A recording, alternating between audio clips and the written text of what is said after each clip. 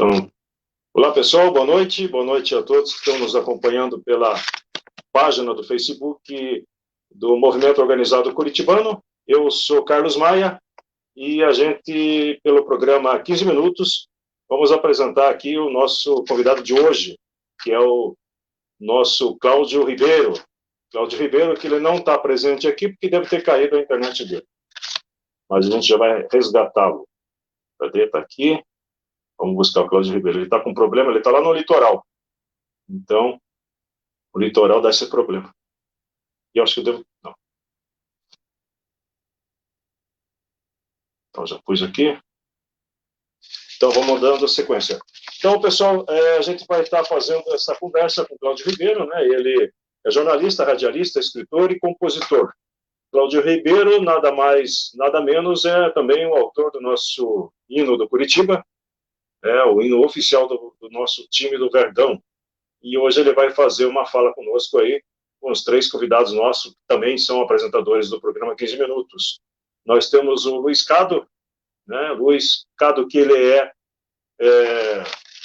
coordenador do Coxa Comunas. Nós temos também aqui a companheira Ana Valente, que é coordenadora também do Coxa Comunas, e a companheira Najara, que é coordenadora do MOC junto conosco aí. O Cláudio vai e volta, mas ele vai estar por aí. Me parece que ele está ouvindo, e eu tenho que ficar resgatando ele a cada 2 minutos. Mas a gente vai tocar. Então a gente vai ter uma fala breve de cada um aqui das organizações, e a gente vai abrir daí na sequência para o nosso convidado, Cláudio Ribeiro. Então, por favor, Cado, você começa nesses 30 segundos iniciais apresentando a nossa organização, a tua organização, ok? Boa noite a todas e todos, é sempre uma honra estar aqui presente, falando com os meus amigos, com os companheiros, falando para todo mundo aí que está interessado no nosso movimento. Me chamo Luiz Cado, sou atleta profissional, sou estudante de Direito e sou um dos coordenadores do Coxa Comunas, que é um movimento de torcedores organizados mais voltado à esquerda antifascista.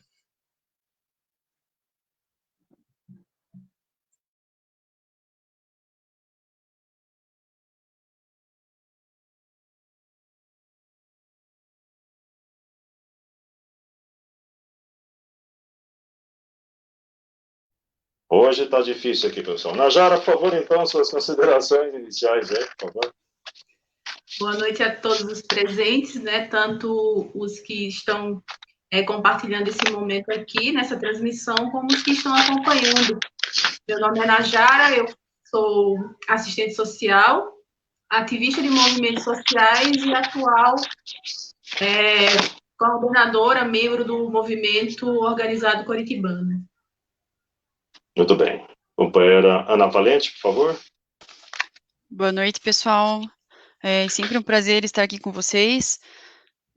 Eu sou advogada da Ativa, sou militante dos direitos humanos, dos animais, das minorias, sou coordenadora do MOC juntamente com o Luiz Cado, e como ele explicou ali, nós somos um coletivo de torcedores antifascistas.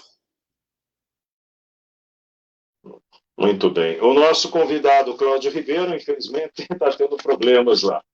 Esses programas, esses aplicativos que a gente faz, que a gente tem utilizado, são diversos. E sempre é um diferente do outro. Quando eu passei para ele o convite, falei, olha, Cláudio, a gente tem o tal de StreamYard. É um programa que vai direto para o YouTube e para a página do Facebook. Ele falou, Maia, eu não conheço. Então foi em cima da hora. Ele tinha um outro lá, ele tinha o Zoom e tinha Jitsi Meet. E a gente foi inventar esse para ele em cima da hora, então ele se perdeu nesse processo. Então um erro também foi nosso. Quero dizer que a gente está aguardando ele aqui e a gente, enquanto ele não aparece aqui, porque aparece para nós quando ele chama ali. Enquanto isso ele não aparece, a gente vai conversando aqui, dentro da temática aí que seria abordada e vai ser abordada por nós hoje, que é contar a história do Curitiba,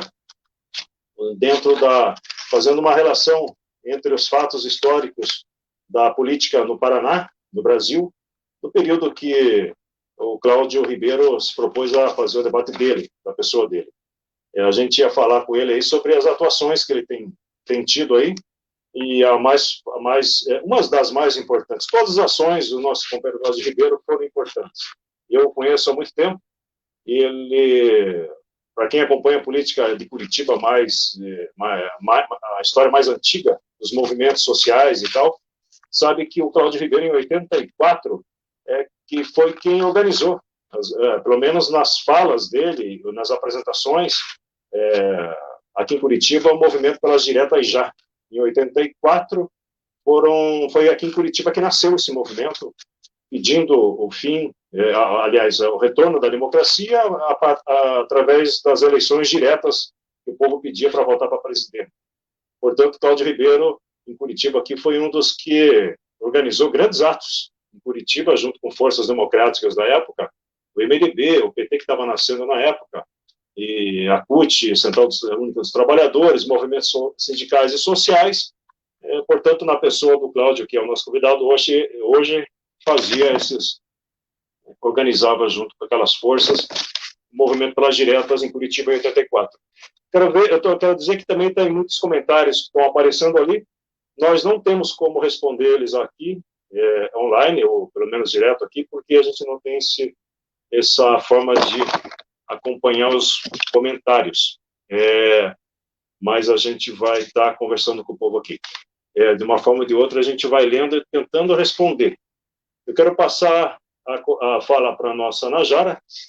Ela tinha ensaiado uma pergunta para o Cláudio Ribeiro, que tinha a ver com o próprio hino do Curitiba, que era o assunto que também nos movia hoje aí, mas ela pode fazer uma abordagem em relação a isso, não é isso, Najara?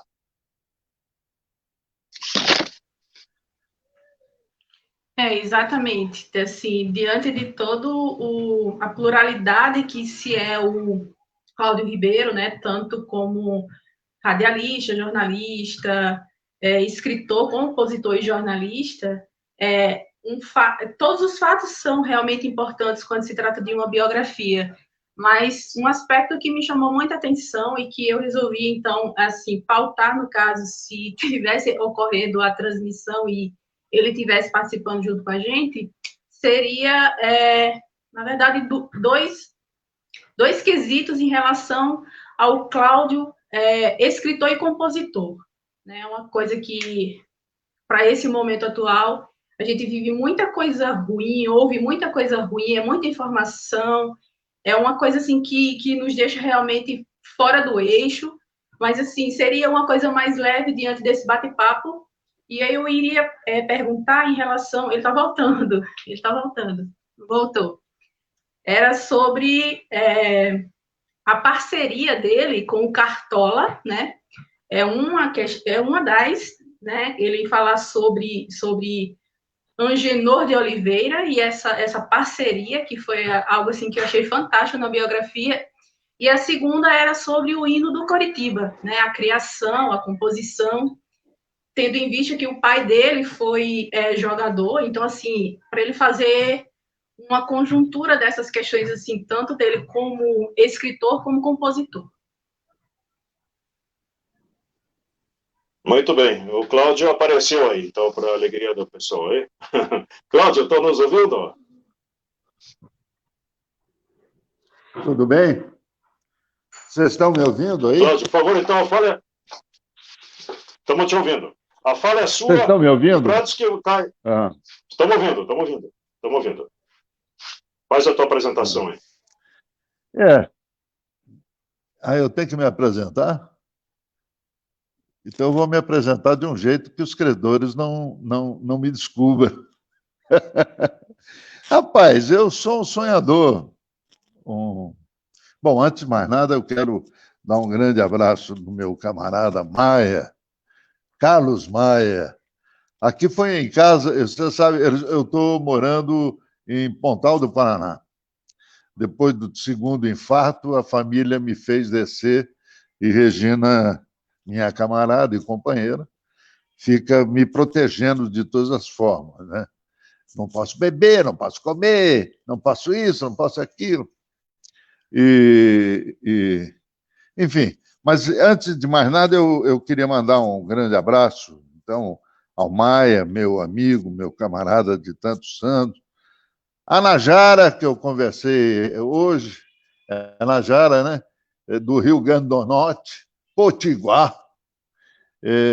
Ela fala assim, pula as areias da estrada com as pernas já meio bambas, um desportivo de gente que vinha cantando samba. Quero mandar um abraço para a Ana, eu não sei se a Ana está aí, tá, né, Aninha? Obrigado, Ana, pelo carinho. E ao Luiz, que será futuro colega, parece que está fazendo direito, né? Eu fico muito feliz em poder conversar com vocês. Não sei se eu tenho alguma coisa para contar, alguma coisa muito interessante. O fato que o que nos aproxima, sem dúvida nenhuma, é o manto sagrado do Curitiba Futebol Clube, o que não é pouco, não é? Porque representa uma nação. A Najara falou a respeito do meu parceiro Cartola. Eu tive esse prazer, né, essa glória de ter sido parceiro do grande Genor de Oliveira, o Cartola, que, aliás, veio descobrir o nome dele de verdade só quando foi casar, na certidão de casamento. O Cartola foi... em 77, eu e meu parceiro Homero, que também é o autor, um dos autores comigo do hino, um dos autores, não, sou eu e ele, do hino oficial do Curitiba. Em 77, nós atendendo um convite, minha amiga, nossa camarada, Carlos Leci Brandão, para participar de um festival da Mangueira para preencher 2 vagas da ala de compositores da Mangueira. E acabamos por escrever 2 músicas, 2 sambas. E os 2 sambas foram classificados e, no final, ao fim, acabamos por ganhar o 1º lugar e o 3º lugar, nos dando a honra de pertencer à ala de compositores da Mangueira, no Rio de Janeiro. Isso tem 43 anos. E ali eu conheci Nelson Sargento, Cartola, Carlos Cachaça, Nelson Cavaquinho. Bom, enfim, um povo danado, né? Vocês estão me ouvindo? Estão me ouvindo aí? Não. Estão, né? É que eu estou com a imagem parada aqui. Não. Eu estou com a imagem parada, não sei se... Está parada. Mas você está fluente aí na fala. Pode falar. A imagem está parada. Então, e aí você torto, assim, à esquerda, isso me interessa. Sempre. Está vendo aí as garrafas aí atrás? Beleza, agora apareceu a imagem. Agora, quando é para falar de garrafa, apareceu. Tudo certo. Então, e aí, em 77, acabamos por ganhar o festival e conhecer essas figuras, entre elas o Cartola, e que cada vez que vinha para Curitiba, ele acabava, a gente acabava se encontrando e algumas tantas vezes, ele ficava na minha casa. E, claro, você tendo o Cartola, um violão, não dá para não tocar alguma coisa e não criar alguma coisa. E assim o fizemos, não tanto quanto eu gostaria, mas o suficiente para marcar indelevelmente, com muito orgulho, com muita honra, o meu nome ao lado dele como parceiro, como compositores. O que mais vocês falaram? Cláudio, foi assim, deixa eu dizer para você. Nós reservamos um espaço para cada um fazer uma pergunta para você, que tem a ver com a história do Curitiba, alguns fatos que você possa lembrar. Depois o pessoal ali vai falar sobre a questão do futebol, como é que você viveu Curitiba nesses últimos tempos e tem visto hoje, né? Você falasse alguma coisa sobre isso também. Eu deixei para a última pergunta aí, eu quero fazer uma pergunta para você no campo filosófico, mas depois eu te falo qual que é essa pergunta que eu vou te fazer.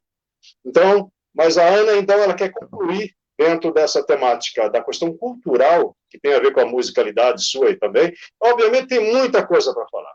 Só que a gente vai ter que fazer esse milagre aí de falar tudo em 1 hora. Uma parte em 1 hora só. Então, a Najara, ela vai concluir a pergunta dela, tá bom? Não sei como é que a gente vai fazer isso, cara. Concluindo, né?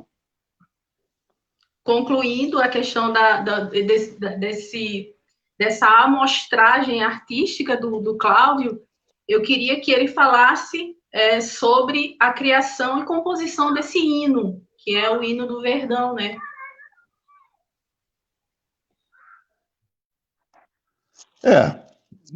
Na verdade, o hino surgiu por alguns fatores que esses fatores acabaram por nos dar a alegria de vencer um festival. O festival daí para a escolha do hino oficial do Curitiba. O Curitiba tem nos seus documentos históricos e no seu, na sua criação a necessidade estatutária de buscar os seus símbolos através de consulta popular. Foi assim com as cores, foi assim com o símbolo, foi assim com a camisa, com a bandeira, e só não tinha tido ainda o hino, a música. Né? E, embora tivesse algumas músicas que eram tidas como hino, né? E até são, porque enaltece e cantam o sentimento de amor ao clube, e começou com o Bento Mussurunga, lá atrás, muito lá atrás. O mesmo compositor do hino do Paraná, do hino de Curitiba, fez uma música para o Curitiba. Depois, o Vinícius Coelho, com o Sebastião Lima. O Sebastião Lima é o compositor e autor do hino do Paraná Clube, né? E o Vinícius, nosso grande entusiasta, grande jornalista, grande torcedor, entregou-se de amor ao Curitiba, criando, inclusive, uma música, né? E todo mundo brinca, Curi, Curi, Curi, Curitiba, aquela... Foi no tempo acho que 1970, ou na década de 70, o Cori Gigante. Mais tarde, ainda em 85, na década de 85, o Francis Knight, a pedido do Lombardi Júnior, para a Rádio Clube Paranaense, CPR-B2, por onde eu fiquei 20 anos da minha vida,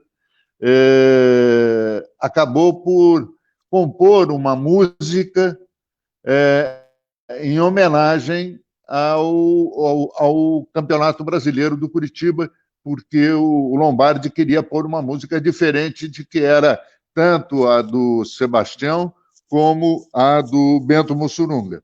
E acabou sendo a música do Francis escolhida e tocada, e hoje, até hoje, talvez seja a mais cantada do que o próprio hino oficial. Mas, por determinação da norma, por determinação estatutária, se fez o festival. Eu e o Homero colocamos uma música, sem muitas pretensões, era mais para homenagear o meu pai, que havia falecido naquele ano, era 99, ele morreu em março daquele ano. E aí, sabe, Najara, Ana, Luiz, Maia, o compositor não senta, por exemplo, espera um pouquinho aí, ele não senta na mesa e fala, eu vou pegar o violão e vou fazer um samba, vou criar um samba. Não é assim que funciona.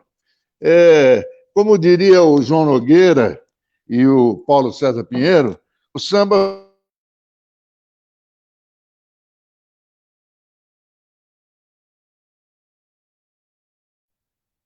Deu uma interferência ali, então a gente vai esperar aqui o Cláudio Ribeiro. Vocês viram que grande pessoa, né? Estão vendo o pessoal? Também. Oi. Alguém fale oi, alguma coisa, senão parece que sou. Oi. Najara, Não, só tudo certo. eu combinar com você, Najara, pelo menos você fale comigo. Não me deixem só. Acho que vai voltar. Não ele saiu, cara. Então é isso, é bom que a gente vai podendo já articulando a próxima pergunta para ele. Mas ele tem muita história para contar. O Cláudio é fantástico. Nós temos que fazer várias conversas com ele para ele contar uma parte da vida dele, que ele tem atuado. Porque ele é política, é futebol, é carnaval. Tem aqui o Clodoaldo Porto Filho dizendo que é um dos maiores sambistas de Curitiba. O Cláudio, de fato, nos anos... ele é um dos maiores carnavalescos de Curitiba também, e autor de vários sambas enredos de Curitiba aí também. Em Curitiba. Não só de Curitiba, né? Parece que Rio de Janeiro também. Isso que ele falou ali na Cartola e tal. Então vamos ver se ele volta aqui.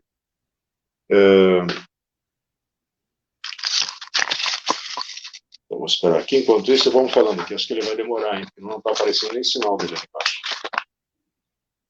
Ana, eu falei que tu ia falar sobre a parte política, isso, né? Acho que eu não errei, né? Você falou. Porque a ideia também é fazer um resgate aí na história do nosso Cláudio.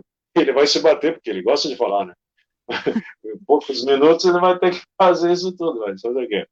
O nome do programa, pessoal, é 15 minutos. Mas é só para dar um migué. O pessoal vai dizer, opa, 15 minutos eu vou ver rapidinho. 15 minutos, mas vai ver 1 hora sempre. 1h15, na verdade. Então, na verdade, o programa deve chamar 1h15 minutos. Porque cada convidado nosso tem uma história importante. É uma personalidade. Deixa o homem falar, que é prazeroso escutar ele falar. Né? Voltou lá. É um prazer escutar ele falar. O homem fala bem. Maravilha. Vamos ver se ele volta aqui.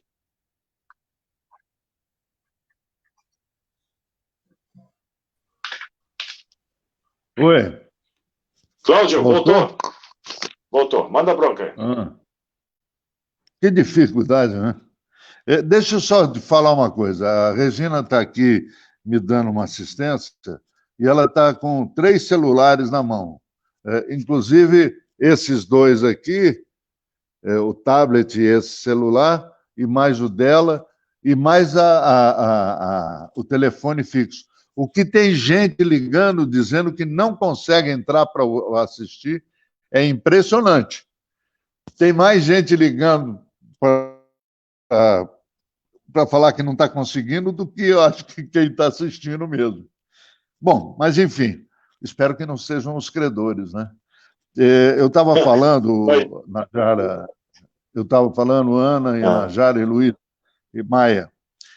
O João Nogueira e o Paulo César Pinheiro, no samba, diz, não, ninguém faz samba só porque prefere, força nenhuma no mundo interfere sobre o poder da criação, não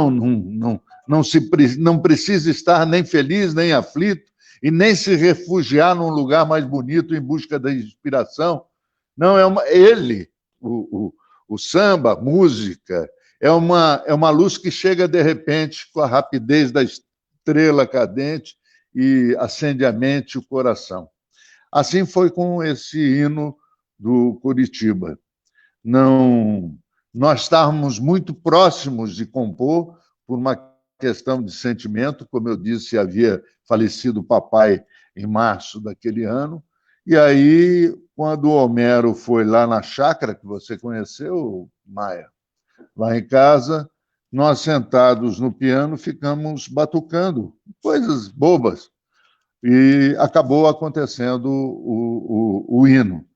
O hino, na verdade, ele foge de todos os outros hinos, porque o hino, você pega o hino dos nossos rivais, principalmente o do Atlético, que é bonito, é fantástico, o povo canta, e eu adoro quando ouço o público cantando, o torcedor cantando, mesmo o hino do Furacão. Mas, se você analisar, ele é um hino militar, não é? É uma marcha militar. Pá, pá, pá, pá, pá, pá, pá. É uma marcha militar. E se você ouvir o nosso, é uma consagração de amor a um clube. Ele é um samba, e por ser mangueirense, tem que ter a cadência da Mangueira, então você vai perceber o surdão marcando um surdão só, não tem resposta, é bum, bum, bum, como é a Mangueira. E como, de uma certa forma, era a minha Colorado, era a minha escola de samba aqui, era a escola de samba liderada pelo mestre Maé. Aí alguns vão torcer o nariz, o Luiz, talvez, a Ana, a Najara, talvez. Pô, mas você era torcedor do Curitiba e não era do Não Agite, comandada pelo Lima? Não, não era. Eu era da Colorado, que era ligada, de uma certa forma, ao ferroviário, lá da Vila Capanema, porque todo o revolucionário tem que estar perto de uma ação social, e eu estava ligado à favela do Capanema, da Vila Tassi. Hoje é Vila Pinto, né, se eu não me engano. E ali nós fazíamos, já na década de 70, uma ode em defesa do negro, da mulher e do trabalhador. Por isso a minha ligação com a Colorado e não com a Não Agite, que seria do Curitiba. Embora tivesse bons amigos, né, na Não Agite. Por exemplo, eu cito o Mazinha, eu cito o Glauco Souza Lobo e o presidente da Não Agite, que era o Lima. Eu fui presidente da Associação das Escolas de Samba do Paraná e uma das primeiras pessoas que eu levei para a associação como dirigente foi o Lima. Mas era uma ação, o Colorado era uma ação por dois grandes motivos. A primeira delas era porque era uma escola de samba de negros, da favela, né? E porque todo revolucionário tem que ter essa posição de estar pronto e a serviço da transformação social. Muito bem. Cláudio, nós vamos passar, então, aqui um questionamento do nosso companheiro Luiz Cado. Luiz Cado, que é lutador de MMA e coordenador do nosso Coxa Comunas. Por favor, Cado. Bom, dizer primeiro que é uma honra estar falando com o senhor aí, senhor Cláudio Ribeiro, grande admirador do seu trabalho aí, senhor que vem muitos anos já na Batalha do Curitiba, Luiz, aí, do Alto de Tantas Glórias. Luiz, tira o senhor. Ah, tá bom então, senhor. Cláudio Ribeiro. Lá vem do Alto de Tantas Glórias que brilhou um novo sol. Uma coincidência aí, o senhor Cláudio, meu pai, aí foi quem me introduziu ao futebol. Foi quando comecei a frequentar estádio. Então, uma alegria muito grande aí poder estar falando com você, tendo essa coincidência. Meu pai, que ontem, no Dia dos Pais, podemos estar a tarde toda ouvindo Bezerra da Silva e Zeca Pagodinho. Meu pai gosta de futebol e gosta de boa música. Mas, muito bem, vamos lá. Que gostoso. Não, foi muito bom, foi muito bom. Queria que o senhor comentasse um pouco sobre como foi na época do auge aí do AI-5, época de ditadura militar, total repressão e censura por parte do governo que se mantinha à época no Brasil. Se o senhor falasse um pouco como que era a frequência nos estádios de futebol, se as torcidas vinham sofrendo repressão, né? Como o senhor, como um bom sambista também, nas músicas, como era tratado isso, como as pessoas conseguiam entoar cânticos dentro do estádio sem que houvesse nenhum tipo de repressão ou nenhum tipo de... Ou se era possível isso, né? Porque eu sou um cara novo, não sei se era possível. Eu queria que o senhor fizesse um paralelo de o senhor que viu o Coritiba ser campeão brasileiro em 1985. Eu infelizmente não consegui ver, sou um cara mais novo, mas é um sonho que eu tenho na minha vida. em poder ver o Coritiba sendo campeão brasileiro, está disputando entre os maiores clubes da América aí. Queria que o senhor fizesse um paralelo, sem que houvesse essa elitização do futebol, como vem acontecendo no Clube Atlético Paranaense. Como que o Coritiba conseguiria voltar a seus tempos áureos sem a elitização do futebol e que a equipe de hoje, que infelizmente não estamos indo muito bem, conseguisse voltar aos seus tempos de glória? Olha, Luiz, como voltar? Talvez eu não tenha, de fato, uma resposta objetiva, né? Na verdade,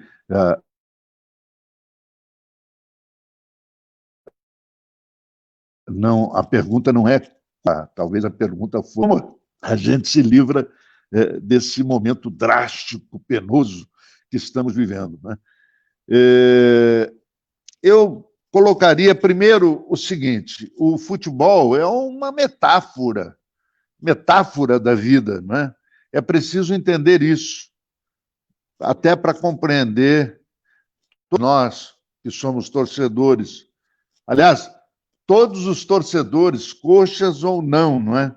Não se trata de romantizar o passado e nem romantizar a torcida, nem mesmo esquecer atitudes violentas que a nossa torcida já teve, uma parte da torcida, bem verdade. Aliás, atitudes violentas inaceitáveis, né? Injustificáveis. E eu, particularmente, não esqueço. Eu parto do princípio de que a direção, seja ela de um clube, de uma organização, de um partido político, a organização e a direção é fundamental. E, embora o Samir tenha tido nos seus primeiros contatos como dirigente do Coritiba toda uma esperança, ele não conseguiu traduzir esse sentimento em ações concretas que pudessem mudar os destinos do clube.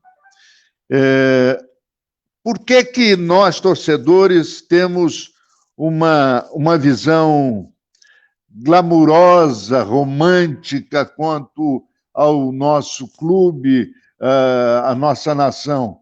Porque a gente esquece que um clube de futebol que faz parte do sistema capitalista, ele se perde pelos interesses não confessados de muitos dirigentes. Eu mesmo tive problemas com presidentes passados. Eu posso citar o Giovanni Gionedes. O clube, não só o Coritiba, no mundo inteiro, tem a questão do capitalismo. E nós, torcedores, viu, falando em filosofia, nós, torcedores, temos o lado romântico porque somos levados à defesa da nossa ação esportiva pelo lazer. Veja, capital, trabalho, lazer. E no lazer, nós esquecemos que por detrás daqueles caras que estão lá correndo atrás da bola tem o interesse pecuniário, o interesse do dinheiro, né? Então, esses olhares desconfiados e cheios de incompreensão que observam de longe, por exemplo, uma manifestação de torcedores fazendo a defesa da democracia, como nós, do Coxas Comunas, fazemos, e vocês defendem isso como dirigentes de uma forma elegante e democrática, eles ficam desconfiados, inclusive internamente lá no Coritiba, porque democracia não rima com interesses pecuniários, no caso deles, e de todos, não só do Coritiba. Então, eu repito, Luiz, O futebol é uma metáfora da vida e é preciso entender isso para compreender tudo o que se passa por detrás dele. E o que precisa ficar claro é que, eu já estou misturando todas as conversas, é que nós assistimos nesse momento, não é uma briga de torcida, de repente eu vejo lá o Maia conversando com os caras do Paraná, do Atlético. Isso tem sido uma luta que vocês, meninos, estão conseguindo demonstrar para o Brasil todo. É apenas mais um passo do futebol na luta por um valor que, independentemente de posicionamentos políticos, não pode ser esquecida, que é a luta pela democracia, que é o que vocês fazem. Veja, isso é tão forte, tão interessante, tão importante, esse agito dos comunas, do Coxa Comunas, que vocês vêm fazendo, inclusive, por merecer uma atenção especial. E eu chamo essas experiências, se vocês me permitirem, de movimentos de torcedores. E o movimento é fantástico, fundamental, porque ele aponta na expectativa de entender o torcedor, entender o momento da realidade, entender as organizações da sociedade civil com pautas estabelecidas, e eu vejo o Maia sempre está falando, é isso, precisamos fazer aquilo, e ainda que alguns agrupamentos reivindiquem, vamos dizer, o caráter de movimento social, e embora outros optam por usar o termo de grupo ou de frente, né? Agora a palavra frente está configurado diferentes perfis, está configurado diferentes métodos de ação políticas, de tática, de estratégia. Essas pautas, as pautas das organizações, podem ser sintetizadas em dois principais temas. O direito de ir para o estádio, agora não, porque está na pandemia, mas o de ocupar os espaços no estádio com uma cobrança de ingresso menor para que o povo trabalhador possa participar, e o direito de saber de cada cantinho do clube por que determinada organização de torcedores, e eu digo do Império, por exemplo, enaltece determinado jogador, e por que não conta porque está enaltecendo aquele jogador que, aos olhos do torcedor comum, não está fazendo nada? Será porque determinado dirigente tem interesse e oxigena uma parte da torcida para fazer coro para aquele jogador? Ou o contrário também é verdadeiro? Isso tudo tem que ser muito bem entendido, e uma organização como Coxas Comunistas, uma organização como a nossa, é fantástica. Vocês não perguntaram, acho até que seria a pergunta do Maia, mas e o fascismo? Pois é, está tudo nisso aí. É bom lembrar que esse movimento reacionário que situa ali nas camadas intermediárias da sociedade capitalista, ou seja, na classe média, né? E é exatamente a classe média que toca muitas vezes o torcedor, que enche os estádios e que ocupa lugares na direção de um clube ou de uma organização, e tem como principal objetivo a eliminação nossa, da esquerda, da eliminação do processo político, né? E aí o fascismo tem uma ideologia de culto à violência. Eu não me esqueço do que a torcida fez quando caímos pela enésima vez para o Grupo B. Vocês lembram o que fizeram no estádio? Aquela barbaridade que correu o mundo. Eu fiquei envergonhado, envergonhado. E é a outra cara do fascismo. Porque o fascismo tem o culto à violência. O fascismo tem o culto ao anticomunismo, contrário dos movimentos de modernização e de democratização dos costumes da sociedade. O fascismo é um regime político cuja o auge pode desembocar numa ditadura fascista que daí ninguém segura. Então, as ações que vocês desenvolvem, que tem essas duas vertentes, uma, a de demonstrar amor ao Curitiba, e a outra é de dizer, não, nada está bom, tem coisa ruim aí, nós precisamos deixar claro, não só para a torcida, mas para a sociedade como um todo, e denunciar os fascistas. Isso é uma posição ideológica. Isso é filosofia. Essa filosofia é preciso estar muito na nossa mente, na nossa boca, nos nossos corações, para tocarmos isso. Aí, eu disse há instantes atrás, você lembra, Ana, Najara, Luiz e Maia, que o hino oficial não é tão cantado ou tocado como a música do Francis Knight. Lembra que eu falei isso? Então, mas por quê? Porque eu não tive medo de afirmar que uma parte da torcida que o Império representa exatamente aquilo que eu não acredito, que eu luto contra. E aí eles não permitem que o hino seja cantado. Claro que é ruim. Eu fico triste, mas tudo bem. A minha luta é maior do que uma música. Como revolucionário, eu me ponho à disposição.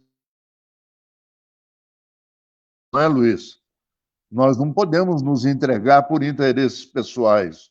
Embora o hino oficial já não seja mais uma questão pessoal, não é mais meu, é de uma nação. Então, sobre a Império, deixa eu dizer o seguinte, eu nunca entendi muito essa coisa de império, que para mim império é monarquia, eu sou um republicano, comunista, né? Não tenho nada a ver com monarquia, não sou ungido pela vontade divina, não tem império comigo. Bom, a questão do marxismo nessa história toda. Diga, Carlos, você ia falar alguma coisa? Desculpe, eu quero que você fale sim sobre marxismo, mas eu quero deixar para o finalzinho isso aí, que você vai contar para nós isso. Eu quero só que, se me permite, Cláudio, eu acrescentar uma coisa, alguns comentários em cima do que tu falou aí?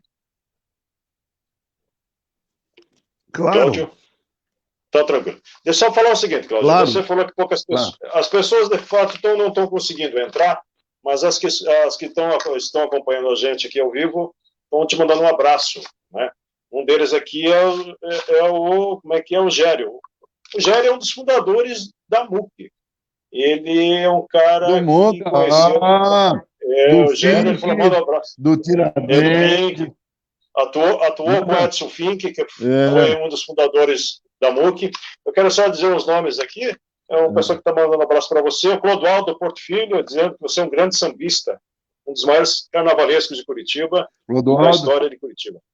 Clodoaldo Porto Filho. Clodoaldo, psicólogo em Umuarama.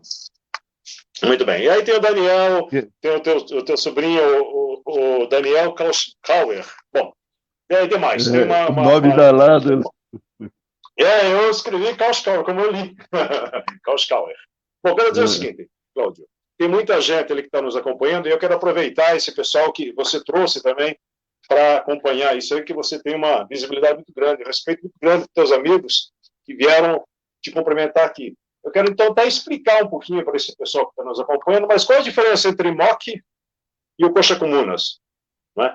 Nós temos dois movimentos grandes que a gente tem criado. A gente já foi meio ousado, viu, Cláudio Ribeiro? Você ensinou a gente. Uma vez perguntei, ô, Cláudio, o que a gente faz para a gente... Qual espaço a gente ocupa? Você falou todos. Seja você lendo uma campanha de um candidato, certo candidato. Eu falei, agora, Cláudio Ribeiro, a gente vai para aquela sala ou para aquele departamento? Ele falou, Maia, ocupe todos os espaços. E nessa pandemia, a gente foi correr atrás dessa organização, dessa movimentação de torcidas organizadas. Uma coisa que explodiu lá em São Paulo, através do pessoal da Gaviões da Fiel, e nos incentivou aqui também a organizar essas manifestações fora Bolsonaro. Só que a gente percebeu que dentro das torcidas organizadas de Curitiba, ou dos torcedores que acompanham Curitiba, tinha duas vertentes.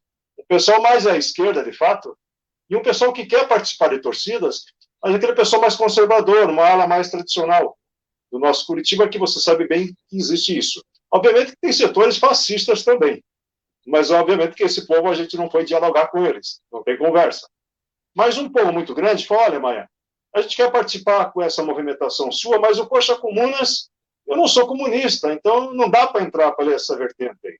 Mas vamos resgatar o MUC, vamos buscar aquelas torcidas das antigas. Eu falei, olha, um bom projeto, então, para a gente trazer... E o Cláudio dá uma saída, mas ele já volta.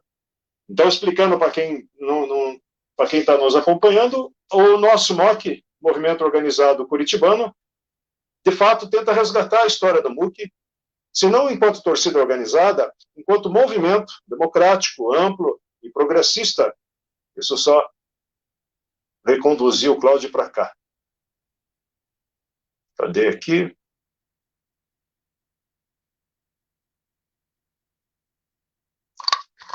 Eu tenho que ficar controlando isso aqui, não sei mexer nesse direito.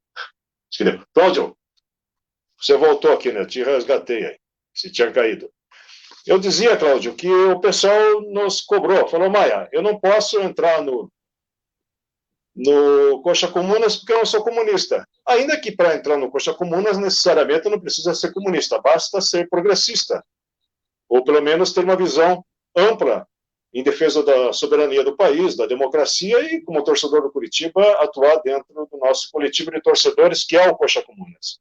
Mas o MOC, a gente tenta resgatar a história do Curitiba, de torcidas organizadas, como o MUC, e para atuar enquanto movimento, de fato. Mas esse, na sequência, a gente vai explicando e vai conhecendo. Então, são duas movimentações. O coletivo de torcedores, que deu origem ao Coxa Comunas, que lá na frente, um dia, pode até se tornar uma torcida organizada. Como nós temos um contingente pequeno, ainda de talvez 50 ou 100 pessoas, não dá para ser uma torcida organizada. Já o MOC pretende fazer o debate filosófico, histórico, cultural e sociopolítico da visão de um curitibano. Então, são duas vertentes de organização nossas, duas movimentações. Eu quero, então, voltar aqui então, para a nossa companheira Ana Valente, que vai fazer um questionamento para você e a consideração dela. Por favor, Ana. Boa noite, Cláudio. Um prazer estar aqui ouvindo a sua história e as suas considerações sobre os temas aí que abordaram. Eu queria dizer que como a minha companheira Najara já pegou pelo lado cultural e o Cado pegou pelo lado do futebol, eu vou puxar pelo lado político agora. Eu sei que você atuou no movimento das diretas em 84, e eu queria saber se a tua percepção com relação ao que a gente está vivendo no momento, se essa militarização do nosso governo está remetendo à época da ditadura militar, se você vê alguma possibilidade de que isso ocorra novamente, e o que você vê desse governo? Começo com a tua última pergunta, que eu vejo absolutamente nada, Ana. Eu não vejo nada. Não tem muita semelhança eu reputo os dias de hoje, talvez, com mais preocupação. Veja, eu fui preso em 1970. Eu trabalhava numa emissora de rádio em Londrina, na Rádio Londrina, e, por alguns comentários, eu acabei sendo preso. Eu tinha 17 para 18 anos. Se me pergunta, mas você militava no Partido Comunista? Não, não tinha nenhum envolvimento. Aos 17 anos, eu pouco sabia sobre isso. E pouca consciência eu tinha também da vida que vivíamos de 69 e 70, 1969 e 70. Na cadeia que eu aprendi as coisas. E ali é que eu me tornei um militante. Descobri um monte de coisa. Descobri que eu me olhei no espelho e falei, mas peraí, o que esse povo... Na cadeia a gente tinha grupos de discussão política e de formação. E eu falei, mas eu penso igual esses caras aí. E dali para militar... e fazer parte do Partido Comunista foi um pulo, não é? Dando um salto, passando toda a década de 70, veja, eu peguei 68, 69, 70, foram períodos extremamente difíceis, né? O AI-5, em 68, 70, o Garrastazu Azul Médici, o endurecimento político, e isso se caminhou até o final da década de 70, daí eu já estava morando em Curitiba, militando, dirigente de um partido clandestino, eu era dirigente do PCB, o Partidão, e as ações que nós tínhamos eram em defesa na luta pela redemocratização do país. Essa luta pela redemocratização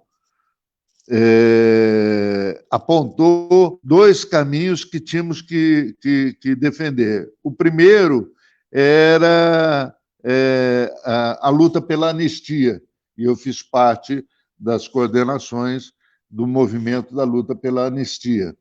E depois, a luta para as diretas, que começou ainda durante o movimento pela anistia e se prolongou até 84, dentro do regime militar. Era o Figueiredo. E nós participávamos das discussões para irmos para a rua e bradarmos bem alto as diretas. Aqui nós tivemos alguns problemas, porque o governador era o Richa. E o Richa, muito embora depois admitiu e assumiu a campanha, no começo ele não queria. Então, uma parte da esquerda se reunia, veja você, e eu fazia parte disso, na casa do Requião. Não era nem na casa do Requião, na casa da dona Luci, que era a mãe do Requião, do Roberto Requião. Nós nos reuníamos ali na Vicente Machado e alguns partidos, evidentemente, que na sua maioria ligados ao MDB, ao Requião, e, de repente, não mais que de repente, no dia 12 de janeiro de 1984, Ana, eu fui para Boca Maldita. O secretário-geral do MDB, na época, era o Luiz Cláudio Romanelli. E eu sou muito amigo dele, embora estejamos hoje em posições diferentes, né? Mas eu não posso esquecer o quanto ele luta pela redemocratização do país. Ele era o secretário geral do MDB, o Richa dizendo que não queria as diretas, que não ia admitir no seu governo fazer um comício pelas diretas e tal. Ele, o Luiz Cláudio Romanelli, eu e vários outros companheiros conseguimos montar uma comissão, e essa comissão conseguiu montar um palanque com som na Boca Maldita, e eu fui para a Boca Maldita às 3h da tarde, veja só, com um grupo de sambistas que vieram da Vila Capanema, lá da Vila, hoje Vila Pinto, que era Colorado, liderados pelo Maé da Cuíca, que o Maia conheceu bem. O Maia lembra bem do mestre Maé. E aí, enquanto a rapaziada da escola de samba fazia evolução do samba, e nós cantávamos e tal, eu ia dando discurso, fazendo discurso, até saiu diretas quando? Já, diretas já. Isso 3h da tarde. 5 horas depois, às 8h da noite, nós já estávamos perto de 50 mil pessoas na Boca Maldita. Dizem alguns que chegou a 80 mil. E eu fiquei abismado, que foi a primeira vez que eu falei e fiz discurso, mais de 3, 4 horas, para mais de 10 mil pessoas. Eram mais de 50 mil pessoas. A vontade popular. Tanto é verdade que houve um momento... O que me marcou naquele comício, muitas coisas me marcaram. A presença do Brizola, a ausência do PT, a presença do Ulisses Guimarães, né, o senhor Diretas. Mas, veja só, o que me marcou foi uma frase do Tancredo Neves, porque quando eu bradava, diretas quando? O povo gritava já e tal. Numa dessas eu olhei para ele e disse assim, deputado, não sei se ele era deputado, o governador, não sei. Tancredo, é tão interessante a gente estar comandando, né, esse momento histórico no Brasil. Eu estou muito orgulhoso disso, e ele bateu nas minhas costas e falou, meu filho, nós não estamos liderando nada, somos pelo povo liderados. Não sei se ele falou se foi mais uma dessas coisas que o político fala, né? Mas, de qualquer forma, achei aquilo muito forte e verdadeiro, porque, na verdade, mesmo as nossas manifestações agora dentro das forças comunas, ou do Comum, do MUC, ou do MUC, seja onde for, não lideramos nada. Somos liderados por uma massa. E assim é que nós devemos entender, compreender e defender as nossas caminhadas. Foi importante 84, porque conseguimos ali fazer uma linha divisória da ditadura militar.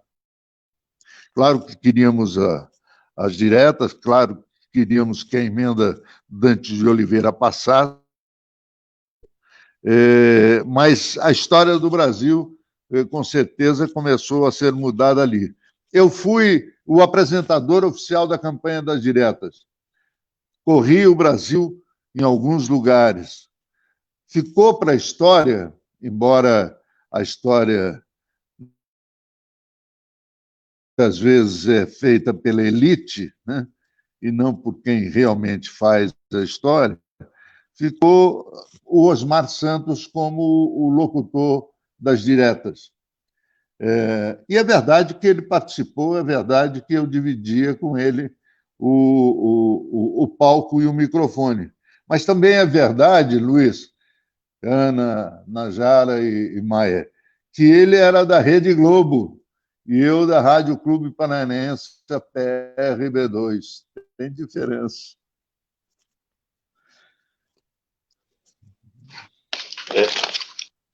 É isso, Cláudio? Oi. Cláudio, alguma tranquilo? Coisa a mais sobre as diretas? Não. Tudo bem, tranquilo. Não, alguma coisa a mais? Maravilha. É porque não. Ana?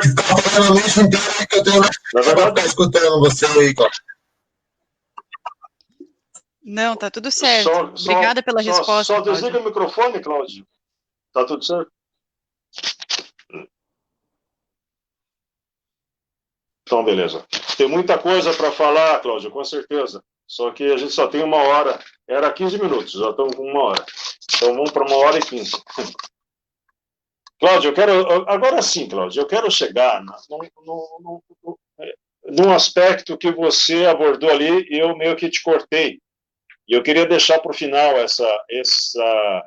esse aspecto, porque eu acho que é de suma importância para nós que estamos organizando essa movimentação toda, que no geral, de fato, além do nosso Curitiba, que é o que nos interessa de fato, mas a partir do campo das ideias, eu quero perguntar para você, o que nos movimenta e nos une também, que é no campo da filosofia e do pensamento humano. Eu sempre tive uma curiosidade, eu sei da tua resposta, mas eu quero que você me responda dentro desses 5 minutos que você vai ter para falar, Cláudio Ribeiro, para a gente ir encerrando depois. O que te move, Cláudio Ribeiro? O que te movimenta? O que te faz você passar décadas e décadas? Eu te conheço algumas 2 décadas, talvez, ou menos, um pouco menos que isso, ou quase 2 décadas. Um camarada atuante que pensa sempre lá na frente, tem uma visão sempre adiante e sempre preocupado com a justiça social, com um mundo mais humano, mais justo. Você ia falar do Marx. O Marx, para nós, simboliza o nosso movimento Coxa Comunas, ainda que no MOC a gente não dê visualização de imagens de esquerda, mas no Coxa Comunas, sim, a principal figura nossa é o Karl Marx, está com foice e martelo nas mãos, mas eu quero saber de você, o que te alimenta? Qual é o teu combustível desse Cláudio Ribeiro para deixar esse camarada sempre ansioso para transformar as coisas do mundo? É o marxismo? É, de fato, o socialismo? E você observa o socialismo como ainda o norte para a sociedade futura? O mundo ainda, você acredita, vai ver o socialismo? E o ideal da humanidade e dos povos é o socialismo? Fala para nós.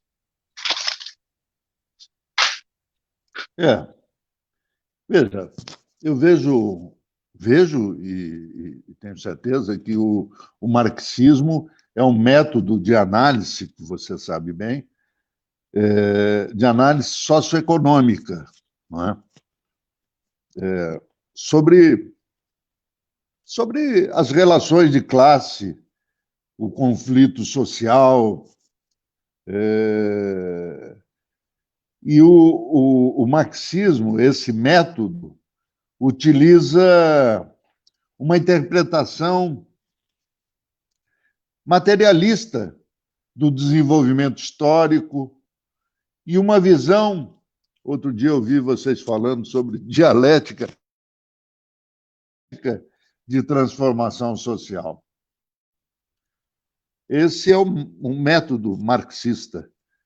O materialismo histórico, e eu me encontro como materialista histórico, né, é uma teoria política, é uma teoria sociológica e também econômica, é verdade. E foi desenvolvida pelos dois, lá, o Engels e o Frederick, né, e o Marx. Isso ainda lá atrás, no século XIX, os pensadores haviam entendido que o século XIX, vivente da alta modificação social propiciada pela, e é bom que a gente sempre lembre, a Revolução Industrial, possuía uma nova, uma vibrante configuração baseada na força de produção da burguesia e na exploração, né? Na exploração da mão de obra da classe trabalhadora por parte da classe burguesa, que eram os donos das fábricas. Eu sou um socialista, como militante de movimentos, como jornalista, como escritor, como compositor. Foi assim que eu fui militar, também como estudante na Faculdade de Direito. Eu me coloquei na vanguarda dos que combatiam pelo protesto, por uma sociedade melhor, mais justa, mais solidária, desde os meus 17 anos. E aí já se tem quantos anos? 67 para 17? Não, 40, 50, né? 50 anos. Ô, cara, 50 anos de militância, meio século, né? Então, eu, assim como os sociólogos entendem, eu também entendo que sempre houve um movimento histórico de luta de classe na sociedade e que esse movimento era a essência da humanidade. A teoria do Marx, do Engels, divergia do idealismo alemão. E eu também. Eu não sou idealista no sentido filosófico. Eu não sou humanista, embora entenda a importância no sentido filosófico. Eu sou materialista e me encontro no campo do marxismo. O que me fez me mover nesse campo, Maia, acho que o coração, acho que o sentimento, acho que a possibilidade de falar de amor sem ficar vermelho, sem ficar ruborizado. E é isso que nós precisamos entender. É esse sentimento que deve nos mover para entender que uma sociedade nenhuma é feliz enquanto perambulam pelas ruas crianças à margem da sorte, sem ter o que comer ou onde dormir.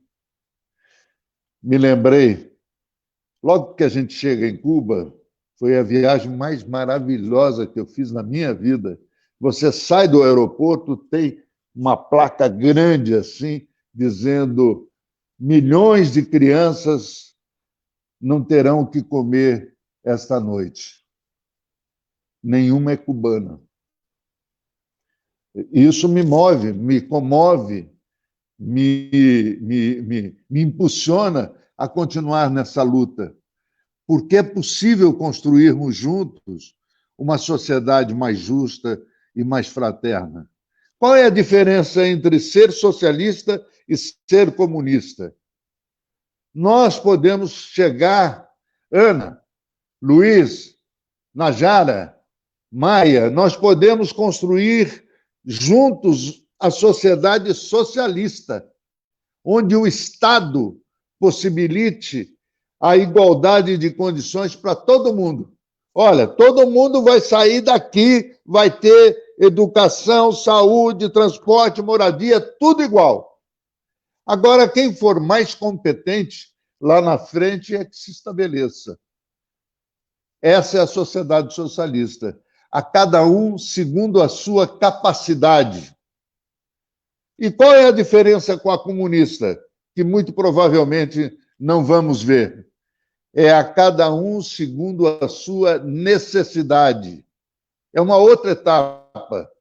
É a etapa onde as pessoas vão entender como necessidade não é preciso que se tenha 3, 4, 5 carros, 4, 5, 10 casas. Basta uma. Claro que é mais difícil. Evidente que é mais difícil, e acho mesmo que não vamos ver essa sociedade comunista, porque é o sujeito que tem que mudar, é o eu interior que tem que entender essa mudança. Mas a mudança para uma sociedade socialista é possível. E eu acho, Maia, que sim, nós caminhamos inexoravelmente ao socialismo, porque o capitalismo acabou. Basta vermos como é que está a economia mundial. Basta entendermos que a China é comunista, cara. E olha ver como é que ela está passando os Estados Unidos. Dá para se discutir a questão do capitalismo interno da China, não é o momento aqui e agora. Mas a igualdade naquele país existe. Existem algumas castas, também é verdade, mas é o ser humano. Não é uma questão do processo. Mas é isso. O que eu penso é isso. Maravilha. Talvez coincida Muito com bom. o que vocês pensam também. Cláudio, perfeito. Perfeita definição. Você deu uma aula para nós. E sobre explicar para quem talvez não tenha compreensão, a diferença entre talvez socialismo e comunismo, em poucas palavras, você conseguiu explicar e passar a ideia. No meu ponto de vista, a China é um país socialista e, obviamente, que o Estado é forte, o Estado tenta regrar a sociedade e faz bem. E tem distribuído a riqueza que se produz na China e tirou milhões de pessoas da miséria. Não é comunista, mas o Partido Comunista está por trás. Mas esse é outro debate e a gente vai conversar lá na frente. Cláudio Ribeiro, eu vou passar para os companheiros aí para fazerem sua despedida, alguns segundos, pessoal, que já extrapolou o tempo. Aí eu fecho com você, Cláudio, e daí você passa para mim e eu dou o ponto final aqui. Beleza, Cado? Então, por favor, suas considerações finais. A Najara, depois a Ana. Muito difícil falar agora, ser o primeiro a falar depois do Cláudio, porque, cara, foi muito, para mim, principalmente, foi muito tocante. A história é uma coisa que me interessa muito e ouvir de... Uma coisa é nós acompanharmos nos livros, né, como sempre eu faço, acompanhar nos livros e ter o conhecimento é uma coisa. Agora, você ouvir de um verdadeiro militante, alguém que viveu o dia a dia, alguém que sabe o que passou e todas as dificuldades que foi nesses tempos de ditadura, eu acho que foi muito gratificante para mim, acho que uma honra para mim, pelo menos. E uma coisa que você falou, que somos pelo povo liderado. Essa frase eu acho que representa a todos aqui, né? Nós não lideramos nada, somos liderados pelo povo, assim como diz nossa Constituição, todo poder emana do povo. E ao trabalhador que acorda cedo, é o que vai, um sistema, eu principalmente sou um sonhador, e que sonha com um mundo mais justo, mais igualitário, e queria agradecer a todos aí, sem me prolongar muito, agradecer a todas e a todos que se mantiveram aí até o final da live, agradecer aos meus companheiros, Maia, Ana, Najara, principalmente ao Cláudio aí, que você deu um pouco do seu precioso tempo aí para poder estar conversando um pouco com a gente. Então, muito obrigado a todas e todos, uma boa noite. Companheira Ana, Najara, escrito. Por favor, Ana. Fiquei também, assim, super lisonjeada de participar desse momento, assim. Eu não conheço muito a história de Curitiba, então, assim, o Cláudio é uma pessoa de pluralidades, né? Então, assim, foi algo muito tocante para mim, realmente uma noite, assim, esplendorosa. Eu agradeço também a companhia de todos vocês nessa transmissão e o meu muitíssimo obrigado ao Cláudio também, né? Bom, Ana Valente, por favor. Eu não tenho nem o que dizer, nem palavras para agradecer ao tanto conhecimento que o Cláudio colaborou conosco, nós quatro, e com quem está assistindo também. Foi uma noite realmente que agregou muito conhecimento, com certeza, a todo mundo que assistiu e a nós que participamos. Eu queria agradecer a todo mundo que visualizou realmente a live até o fim, e principalmente ao Cláudio, pelo conhecimento que ele contribuiu aí. Muito bem. O Cláudio, infelizmente, caiu a ligação dele, caiu a imagem dele, mas ele deve estar ouvindo e não vai uma pena que não vai poder se despedir aqui. mas a gente vai ter que ir tocando a coisa, e esse vídeo nosso vai estar gravado para ele poder assistir depois no final nosso aí. Quero agradecer a todos, dizer que para nós foi uma honra ter o Cláudio Ribeiro participando conosco, ele que se confunde com o Curitiba, já que é o fundador principal, compositor do hino do Curitiba, e que nos agraciou hoje com a sua presença. Agradecer a todos, dizer que o movimento organizado curitibano vai continuar trazendo personalidades do campo político e da vida do Curitiba, para que a gente possa demonstrar para todos que existe sim vida inteligente nas torcidas organizadas. Obviamente que a mídia vai sempre atacar as torcidas organizadas no sentido de dizer para o povo que povo organizado não presta, e obviamente que torcida organizada não vai prestar mais ainda. Principalmente se essas torcidas organizadas começarem a debater política. Aí pode abalar o sistema, esse é o medo deles. Então, um grande abraço a todos, pessoal. Infelizmente o Cláudio não voltou, e a gente se despede aqui. Um grande abraço a todos e tamo junto, pessoal. Valeu? Punho erguido, lembrando o nosso Movimento Unido Curitibano, do Edson Fink, que é um dos fundadores da MUC. Abraço a todos.